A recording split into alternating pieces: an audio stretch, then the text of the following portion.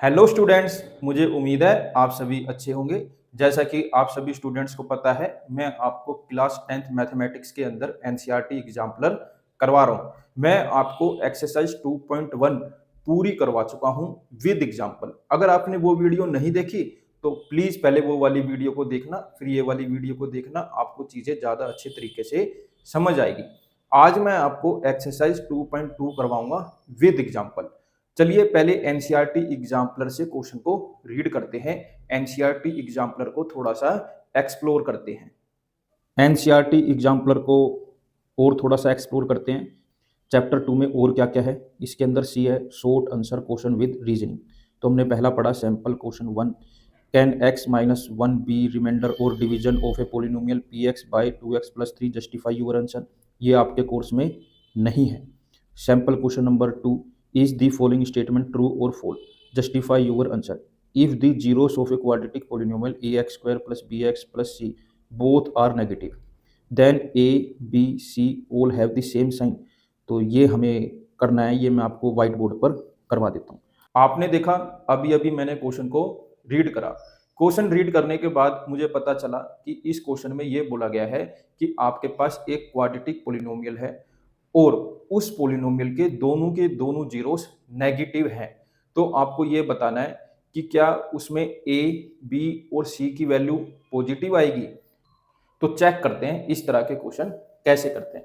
देखिए, कभी भी इस तरीके के क्वेश्चन आ जाए, आपको एक क्वाड्रेटिक पोलिनोमियल दी जाए और आपसे बोला जाए कि इसके जीरोस नेगेटिव है, तो बताइए ए बी सी की वैल्यू क्या होगी। मतलब उनके साइन सेम होंगे, अलग अलग होंगे, या एक दूसरे के अपोजिट होंगे।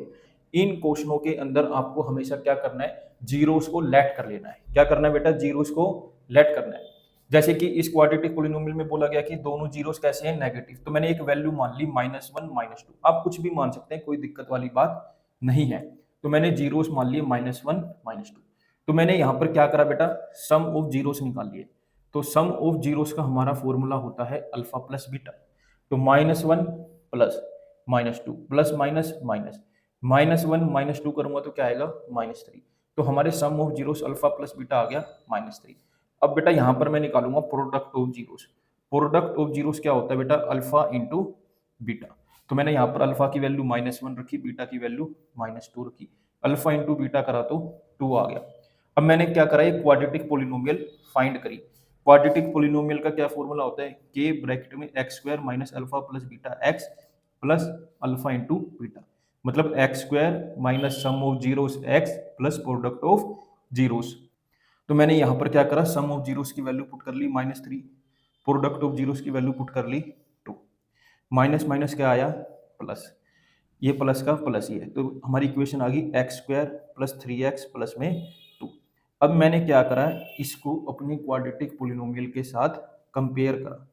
तो कंपेयर करने के बाद मुझे पता चला ए की वैल्यू क्या आई, पॉजिटिव।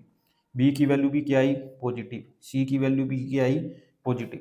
इसका मतलब इस केस के अंदर जो हमें ये स्टेटमेंट दी गई है वो सही है। इसने ये बोला था A B C all have same sign. क्या ए बी सी के सेम साइन आएंगे, हाँ जी, ए बी सी के क्या आएंगे, सेम साइन आएंगे। तो इस केस के अंदर ये स्टेटमेंट क्या है, सही है। ये स्टेटमेंट क्या है, ट्रू है। मुझे उम्मीद है ये क्वेश्चन मैंने कैसे किया है आपको समझ आ गया होगा। स्क्रीनशॉट ले लो बेटा इसका एक बार। अब इसके बाद एक्सरसाइज 2.2 करते हैं कि 2.2 के अंदर क्या क्या है। तो इसके अंदर क्वेश्चन नंबर 1 हमने रीड करा। तो ये बड़ा ध्यान रखना कि आपके कोर्स में क्या है और आपके कोर्स में क्या नहीं है। तो क्वेश्चन नंबर 1 है, answer the following and justify. Part 1, can x square minus 1 be the quotient on division of x6 plus 2x³ plus x minus 1 by a polynomial in x of degree 5। ये आपके course में नहीं है। Option second, what will be the quotient and remainder be on division of ax square plus bx plus c by px³ plus qx square plus rx plus s p not equal to 0। ये भी आपके course में नहीं है। Option number 3, if on division of a polynomial px by a polynomial gx the quotient is 0, what is the relationship between the degrees of px and gx। ये भी आपके course में नहीं है। Option number 4, if on division of a non-zero polynomial px by a polynomial gx the remainder is 0, what is the relationship between the degree of px and gx। ये भी आपके course में नहीं है। Fifth, can the quadratic polynomial x square plus K x plus K have equal 0 for some odd integer K greater than 1। ये मैं आपको white board पे करवाऊंगा, ये आपके कोर्स में है। आपने देखा अभी अभी मैंने क्वेश्चन को बहुत ही अच्छे से रीड करा। अब हम देख लेते हैं इस क्वेश्चन को करना कैसे है। सबसे पहले मैं आपको यहाँ पर एक बात बताना चाहता हूँ। देखिए क्वेश्चन में कभी भी इक्वल जीरो लिखा हुआ आ जाए, क्या लिखा आ जाए, इक्वल जीरो लिखा आ जाए, पहली बात तो इसका मतलब होता है alpha is equal to beta है, मतलब दोनों जीरो क्या है, बराबर है। ठीक है। अब यहाँ पर एक बात का ध्यान रखना, कभी भी इक्वल जीरो आ जाए तो उस तरह के क्वेश्चन करने का दूसरा तरीका होता है, ये आप चैप्टर नंबर 4 में सीखेंगे। फिर भी आपको बता देता हूं ताकि आपके क्वेश्चन हो जाए। मान लो आपको क्वाड्रेटिक पोलिनोमियल दिया गया है ax square plus b x plus c, तो इसके अंदर बेटा डिस्क्रिमिनेंट निकाला जाता है। क्या निकाला जाता है, डिस्क्रिमिनेंट निकाला जाता है, जिसको डी से डिनोट करते हैं। उसका फॉर्मूला फिक्स होता है बी स्क्वायर माइनस 4ac। यहाँ पर बेटा डी की वैल्यू जीरो होती है।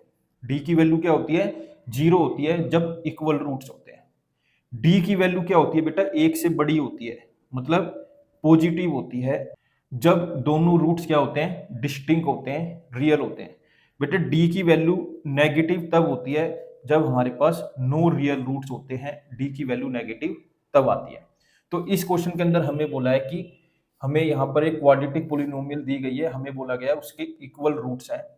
ये कह रहे हैं जब हम के की वैल्यू एक से बड़ी लेंगे, वो भी ओड इंटीजर होनी चाहिए, मतलब 1 3 5 7 इस तरीके से होनी चाहिए, तो क्या उसके इक्वल रूट्स आ जाएंगे। तो हम फाइंड कर लेते हैं। हमने देखा हमारे पास क्वाड्रेटिक पोलिनोमियल दी गई x square plus K x plus के, मैंने इसको अपनी standard form of quadratic polynomial के साथ कंपेयर करा, तो यहाँ पर ए की वैल्यू आई 1, बी की आई के, सी की वैल्यू आई के। यहाँ पर मैंने डी इक्वल टू जीरो रखेंगे क्योंकि इक्वल रूट्स है। डी का फॉर्मूला होता है B square minus 4ac, D की जगह जीरो पुट करा, बी स्क्वायर माइनस 4ac, इसको थोड़ा सीधा करके लिख लिया, B square minus 4ac is equal to zero. तो यहाँ पर मैंने ए बी सी की वैल्यू पुट कर दी, बी की वैल्यू क्या आई है के, पुट कर ली, 4 ऐसी है, ए की वैल्यू क्या आई है 1, पुट कर ली, सी की वैल्यू क्या है के, पुट कर ली, इक्वल टू जीरो।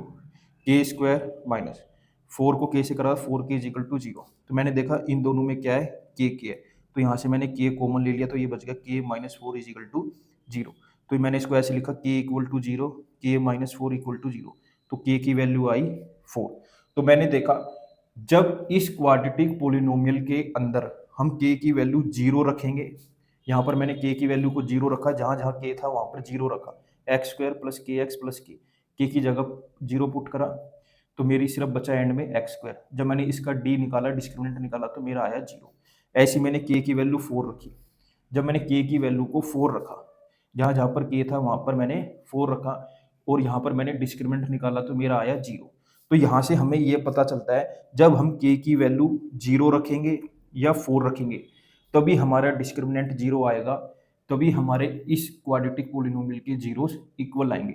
इसके अलावा कोई भी ऐसी वैल्यू नहीं है जब हम के की जगह पुट करें और हमारा डी जीरो आ जाए, मतलब हमारे इक्वल जीरोस आ जाए।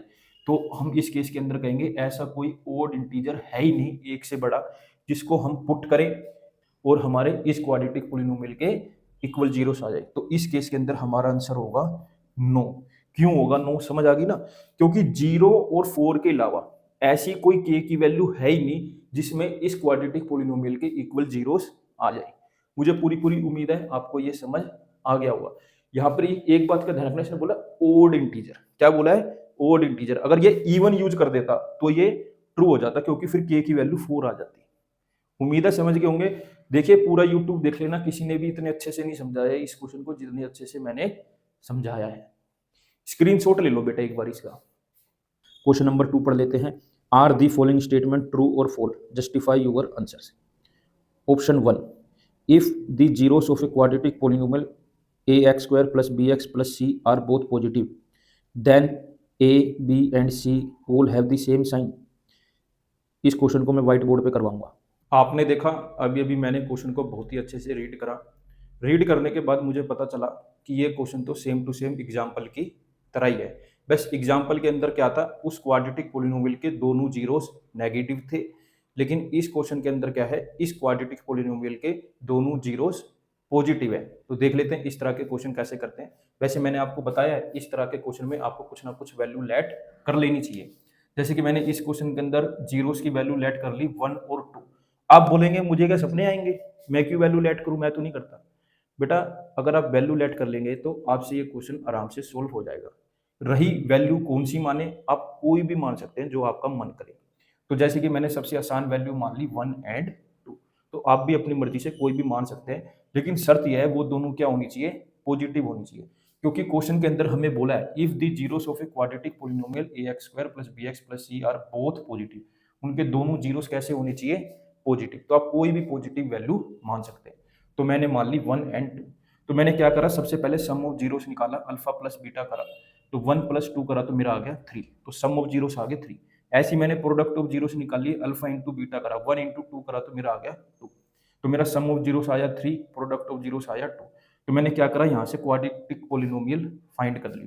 क्वाड्रेटिक पोलिनोमियल निकालने का बिल्कुल फिक्स्ड फॉर्मूला है, के ब्रैकेट में x square minus sum of zeros x plus में प्रोडक्ट ऑफ जीरोस। मैंने यहाँ पर वैल्यू रख दी x square minus sum of zeros क्या आया 3, तो पुट कर लिया 3x plus product of zeros क्या है 2, तो मैंने 2 यहाँ पर पुट कर दिया। तो मेरी क्वाड्रेटिक पोलिनोमियल आ गई x square minus 3x plus 2। अब मैंने क्या करा, इसको जो हमारी standard form of quadratic polynomial है उसके साथ कंपेयर करा, ax square plus bx plus c। तो मैंने यहाँ से देखा मेरी a की वैल्यू क्या आई 1, b की वैल्यू क्या आई -3, c की वैल्यू क्या आई 2। तो मैंने देखा a की वैल्यू पॉजिटिव आई, b की वैल्यू नेगेटिव आई, c की वैल्यू पॉजिटिव आई। तो इस क्वेश्चन के अंदर बोला गया था अगर मान लो इस क्वाड्रेटिक पोलिनोमियल के दोनों जीरोस पॉजिटिव हैं तो क्या ए बी सी की वैल्यू के साइन सेम होंगे। तो यहाँ पर हमने देखा उनके साइन तो सेम नहीं है, दो के पॉजिटिव है एक के नेगेटिव है। तो हम कह सकते हैं इस केस के अंदर जो हमारी स्टेटमेंट है वो गलत है। क्यों, ए बी सी की वैल्यू सेम नहीं है, ए बी सी के जो साइन है वो सेम नहीं है। मुझे उम्मीद है मैंने ये क्वेश्चन कैसे किया है आपको समझ आ गया होगा। स्क्रीनशॉट ले लो बेटा इसका एक। Option second, if the graph of a polynomial intersect the x axis at only one point it can not be a quadratic polynomial. इस क्वेश्चन को मैं व्हाइट बोर्ड पे करके दिखाऊंगा। बिल्कुल सेम क्वेश्चन है, हमें एक स्टेटमेंट दी गई है, उस स्टेटमेंट को रीड करके हमें ये बताना है कि वो ट्रू है या फॉल्स है। अगर ट्रू है तो भी जस्टिफिकेशन देना है, अगर फॉल्स है तो भी जस्टिफिकेशन देना है। इन्होंने ये बोला है अगर मान लो हमने क्वाड्रेटिक पोलिनोमियल का ग्राफ बनाया और उसने एक्स एक्सिस को सिर्फ एक पॉइंट पर कट करा है, तो ये स्टेटमेंट कह रही है कि वो क्वाड्रेटिक पोलिनोमियल नहीं होगा, जबकि ये बात बिल्कुल गलत है। देखिए जो क्वाड्रेटिक पोलिनोमियल का ग्राफ बनता है वो यू शेप का बनता है। अगर वो एक्स एक्सिस को एक पॉइंट पर भी कट कर रहा है तब भी वो क्वाड्रेटिक पोलिनोमियल कहलाएगा। अगर वो एक्स एक्सिस को एक पॉइंट पर भी कट नहीं कर रहा तो भी वो क्वाड्रेटिक पोलिनोमियल कहलाएगा। अगर वो एक्स एक्सिस को दो पॉइंट पर कट कर रहा है तो भी वो क्वाड्रेटिक पोलिनोमियल कहलाएगा। तो इन्होंने जो ये स्टेटमेंट लिखी है वो बिल्कुल गलत है। तो हम लिख देंगे in that case following statement is false because if the graph of a polynomial intersect the x axis at only one point. अगर मान लो पोलिनोमियल का जो ग्राफ है वो एक्स एक्सिस को सिर्फ एक पॉइंट पर भी कट करता है तब भी वो क्या होगा, एक क्वाड्रेटिक पोलिनोमियल हो सकता है। क्या हो सकता है बेटा, वो एक क्वाड्रेटिक पोलिनोमियल हो सकता है। अगर मान लो वो एक्स एक्सिस को कट नहीं भी करता तो भी वो एक क्वाड्रेटिक पोलिनोमियल हो सकता है। अगर वो एक्स एक्सिस को दो पॉइंट पे भी कट कर रहा है तो भी वो एक क्वाड्रेटिक पोलिनोमियल हो सकता है। एक बात का ध्यान रखना, जो हमारे क्वाड्रेटिक पोलिनोमियल होते हैं वो एक्स एक्सिस को ज्यादा से ज्यादा दो बार कट कर सकते हैं, उससे ज्यादा कट नहीं कर सकते। मुझे उम्मीद है आपको समझ आ गया होगा कि मैं क्या बताना चाहता हूँ। स्क्रीनशॉट ले लो इसका। Third, if the graph of a polynomial intersect the x axis at exactly 2 point it need not to be a quadratic polynomial. इसका प्रूफ मैं आपको व्हाइट बोर्ड पे करके दिखाऊंगा। अभी अभी मैंने क्वेश्चन को रीड करा, क्वेश्चन में लिखा हुआ है अगर मान लो कोई पोलिनोमियल एक्स एक्सिस को एग्जैक्टली दो पॉइंट पे कट करना है तो जरूरी नहीं है वो क्वाड्रेटिक पोलिनोमियल हो। बिल्कुल सही बात है इनकी, जरूरी नहीं है। अगर मान लो कोई पोलिनोमियल एक्स एक्सिस को दो पॉइंट पे कट कर रहा है वो क्वाड्रेटिक पोलिनोमियल ही हो, वो क्यूबिक पोलिनोमियल भी हो सकता है, वो कोई और पोलिनोमियल भी हो सकता है। आप एग्जांपल देखिए, हमें ये बात अच्छे से पता है कि जो क्वाड्रेटिक पोलिनोमियल होता है उसका जो ग्राफ होता है वो यू शेप्ड का होता है, उसमें पैराबोला बनता है। जबकि हमने यहाँ पर देखा कि यहाँ पर तो शेप बिल्कुल अलग है, लेकिन ये क्या कर रहा है, एक्स एक्सिस को दो पॉइंट पे कट कर रहा है। तो क्या ये क्वाड्रेटिक पोलिनोमियल है? बेटा नहीं है। ऐसे ही यहाँ पर देखो, यहाँ पर ये वाला ग्राफ देखो, एक्स एक्सिस को दो पॉइंट पर कट कर रहा है, क्या ये यू शेप का है? नहीं है।